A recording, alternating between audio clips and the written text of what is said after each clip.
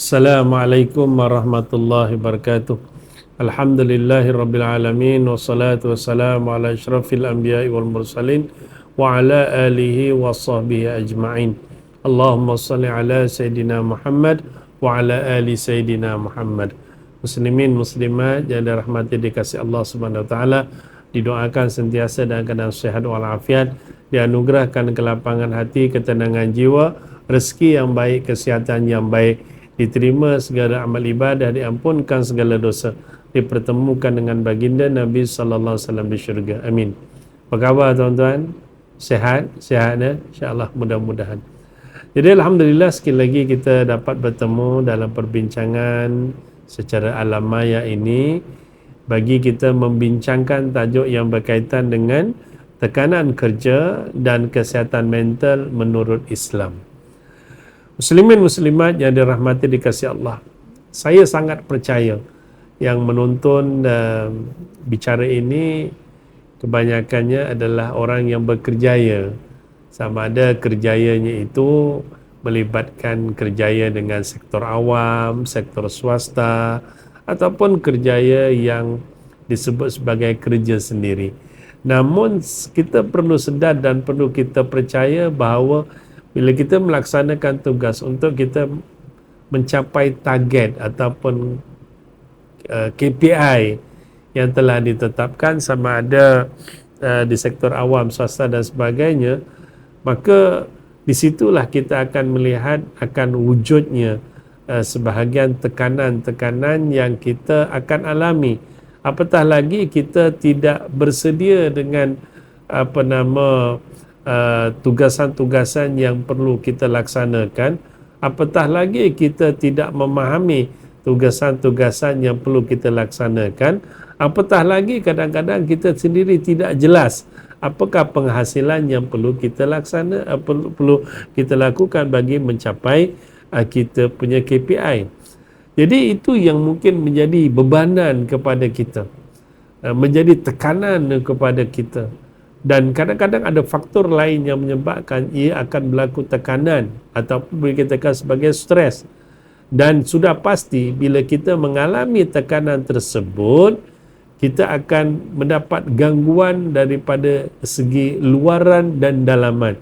Dan ini suatu perkara yang sebenarnya sangat tidak baik kalau kita tidak mengatasinya dengan baik ketika mana kita menghadapinya.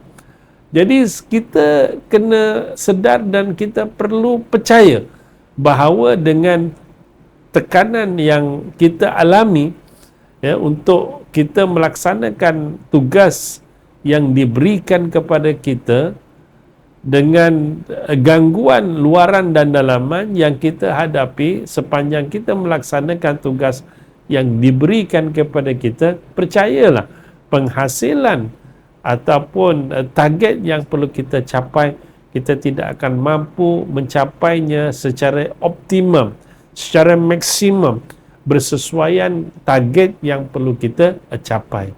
Jadi kita mengharapkan di peringkat awal ini, kawallah emosi, kawallah pemikiran kita supaya kita boleh mencapai target yang kita nak capai, boleh menghasilkan sesuatu yang kita jangka untuk kita hasilkan.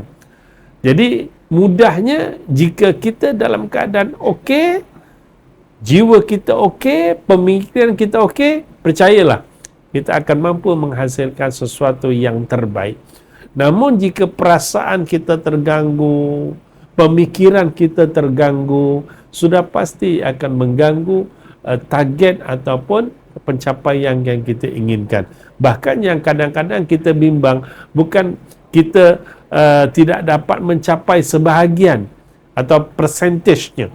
Kita target boleh 100%, tetapi apabila ada gangguan, tekanan, emosi terganggu, pemikiran kita terganggu, percayalah muslimin muslimat, ada yang tidak akan mampu mencapai walaupun dalam keadaan jumlah persentis yang sedikit. Oleh itu muslimin muslimat, Islam sangat mengambil berat tentang hal ini, mengambil berat tentang perasaan, mengambil berat tentang emosi, mengambil berat tentang pemikiran.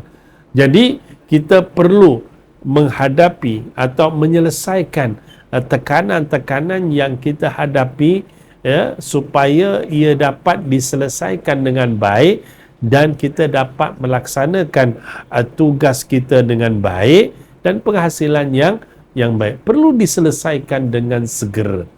Ya, sebab kita percaya setiap di antara kita bila bekerja ada tekanan-tekanan yang akan dihadapi. Ya, macam contoh mungkin kita boleh katakan secara umumnya, apa punca yang menyebabkan perasaan kita tertekan? Ya, kita tertekan, kita stres dan sebagainya.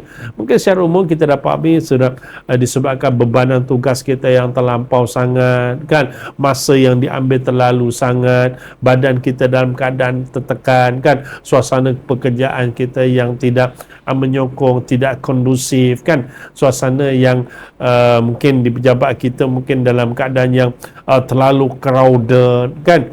Bukan penambahan kerja daripada semasa ke semasa yang begitu menimbun, ya kan. Jadi ini semua faktor-faktor yang mungkin menyebabkan kita akan tertekan. Apatah lagi kiri kanan rakan-rakan kita mungkin pun tidak memberi sokongan dan dokongan kepada kita. Apatah lagi mungkin ada di antara mereka yang mungkin tidak membantu. Mereka tahu kita tertekan, mereka tahu beban tugas kita banyak, mereka tahu mungkin sebagainya kita tidak mampu melaksanakan sebab mungkin kekurangan kefahaman dan sebagainya.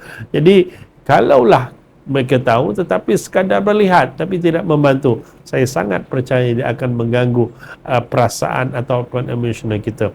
Kesannya bukan sekadar begitu, tetapi percayalah muslimin muslimat, minda kita akan terganggu, fikiran kita akan terganggu. Jadi kalau dah fikiran terganggu, ujungnya kita tidak fokus. Bila kita tidak fokus, kita tidak tahu halu tuju kerja kita. Kita tak tahu apa yang kita nak buat. Kita tak tahu apa yang kita nak selesaikan. Kita tidak tahu mana yang dahulu, mana yang boleh dikemudiankan atau sebut sebagai priority.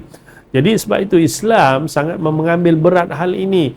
Jagalah perasaan kita, jagalah emosi kita, jagalah pemikiran kita. Dan kita kena yakin bahawa Allah menyebut la yukallifullahu nafsan illa wus'aha. Allah tidak akan membebankan ke atas kita atas sesuatu yang di luar kemampuan kita. Tetapi kita dituntut untuk memahami kerjaya kita, memahami suasana masalah yang kita sedang hadapi. Dan perlukan sokongan, kita dapatkanlah sokongan. Perlukan khidmat nasihat, kita carilah khidmat nasihat. Perlu tenangkan perasaan, kita tenangkan perasaan kita.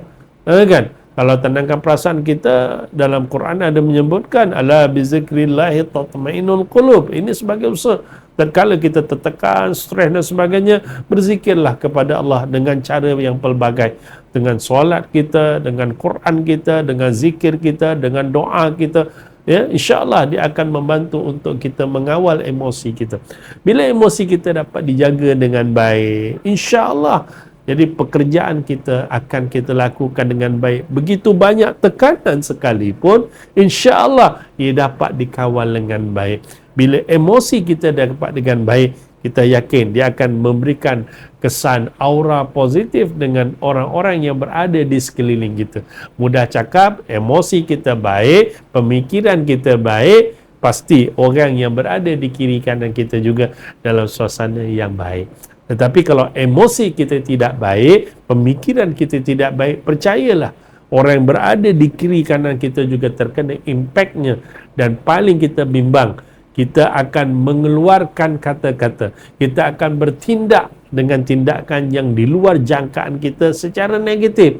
Pemikiran kita, pemikiran yang tidak baik, akan memikirkan sesuatu yang negatif.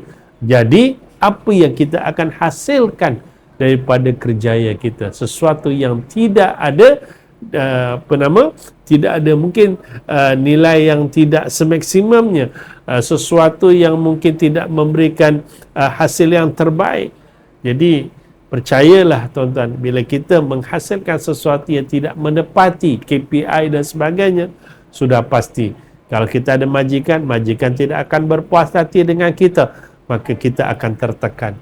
Bila majikan tak puas hati dengan kita, kerja yang kita lakukan tidak menepati kehendak dan sebagainya, apatah lagi dikatakan suatu pekerjaan yang tidak selesai, dibimbangi akan kita kehilangan kerja kepada kita. Jadi kalau dah hilang kerja, hilang pendapatan, boleh ke hati kita akan makin tenang? Dah. Hati kita akan tertekan, hati kita akan terganggu. Kalau kita punya keluarga, keluarga kita akan merasa impact kesan negatif tersebut.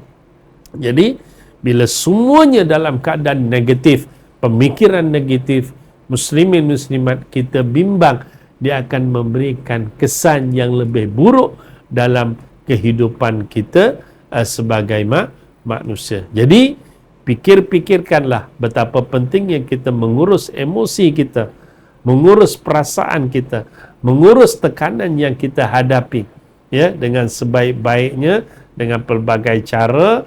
Ya, kita tetap akan menghadapi, tapi kita menghadapinya dengan secara positif, menghadapi dengan penuh semangat.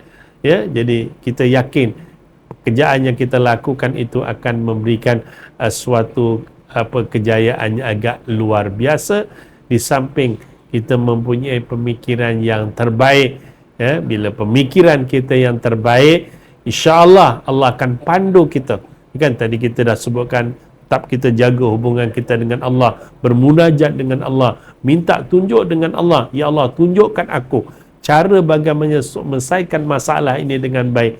Jadi di situ kita akan lihat bahawa pemikiran yang dalam keadaan yang begitu, dia akan membuahkan suatu kaedah. Mungkin Allah memberikan ilham kepada kita untuk menyelesaikan suatu perkara yang menjadi tekanan dalam kehidupan kita. Jadi pemikiran yang baik pasti akan memberikan idea yang terbaik. Pemikiran yang baik akan memberikan suatu jalan yang terbaik bagaimana kita nak menyelesaikan masalah-masalah yang kita hadapi. Jadi lihatlah bagaimana Islam memandu kehidupan kita.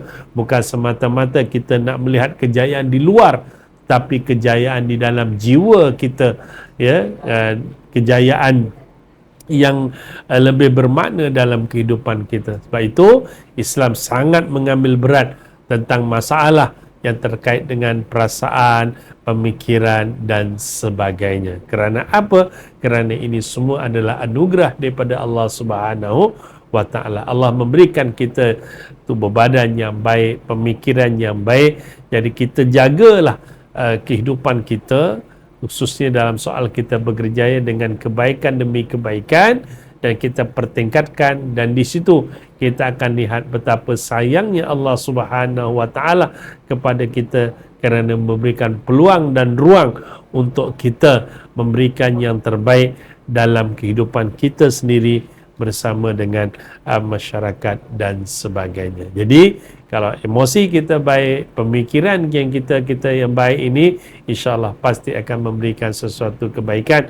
Tapi kalau emosi kita terganggu, perasaan kita terganggu, akal kita terganggu, maka kita bimbang, kita tidak memberikan sesuatu yang terbaik dalam kehidupan kita. Jadi Islam telah memuliakan kita sebagai hamba-Nya, Islam telah memuliakan kita sebagai penganutnya, ya, dengan memberikan akal. Kerana itulah yang membezakan antara manusia dan haiwan. Jadi gunakanlah akal kita dengan sebaik-baiknya untuk menghadapi menghadapi pelbagai dugaan dalam kehidupan kita, khususnya dalam kerjaya kita, ya, dan sangat percayalah kita akan menjadi hamba-Nya yang sangat bersyukur kerana Allah Subhanahu wa Ta'ala sentiasa memandu kita. Dan jangan kita lupa, la in syakartum la azidannakum wa la in kafartum inna azabi lasyadid. Dan saya percaya tuan-tuan pun tahu maksud ini. Sekiranya kamu syukur dengan nikmat pemberianku, pasti aku akan tambah.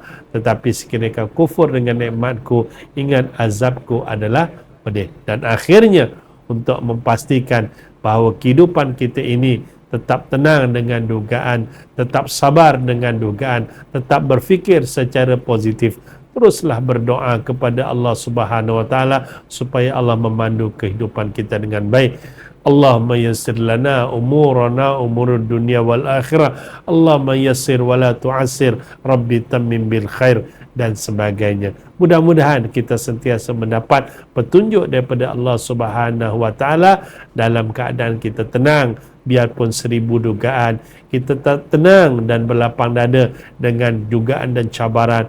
Kita tetap positif, pemikiran yang terbaik tatkala kita diberikan ujian dan ujian dan sebagainya, kerana di situ sebenarnya ialah ujian daripada Allah Subhanahu wa taala bagi kita sentiasa mensyukuri akan nikmatnya. Wallahu alam, setakat ini saja. Terima kasih atas perhatian. Mudah-mudahan Allah Subhanahu wa taala merahmati kita. Assalamualaikum warahmatullahi wabarakatuh.